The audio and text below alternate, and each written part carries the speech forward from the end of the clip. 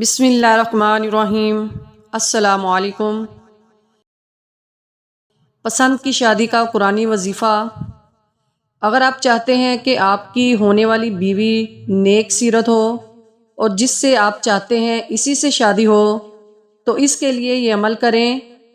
آپ نے یہ وظیفہ صرف جمعرات کے دن کرنا ہے، کسی اور دن نہیں کرنا، اور اسی طرح 7 جمعرات کے دن یہ وظیفہ کرنا ہے۔ 2 رکعت نفل حاجت پڑھ کر اس کے بعد 11 مرتبہ درود پاک پڑھنا ہے۔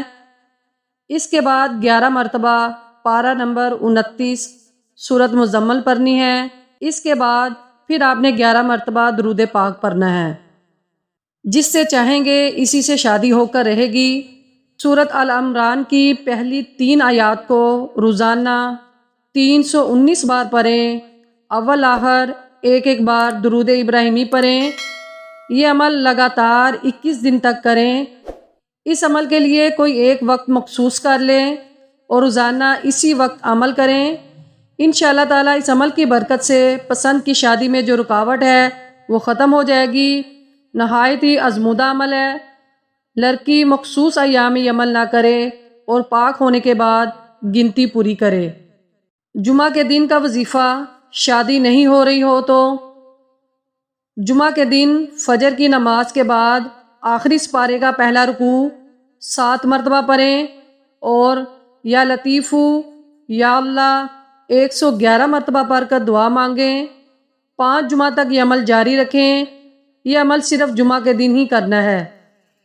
رشتے کی بندش کا طور، اگر آپ یا آپ کے کسی عزیز کے رشتے میں کوئی رکاوٹ یا بندش آ رہی ہے تو یہ وظیفہ ضرور کریں۔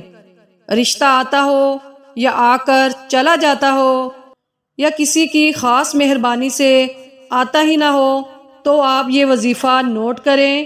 انشاءاللہ 21 دن اس وظیفے کو پڑھنے کے بعد رشتے کی ہر رکاوٹ، ہر بندش ختم ہوگی۔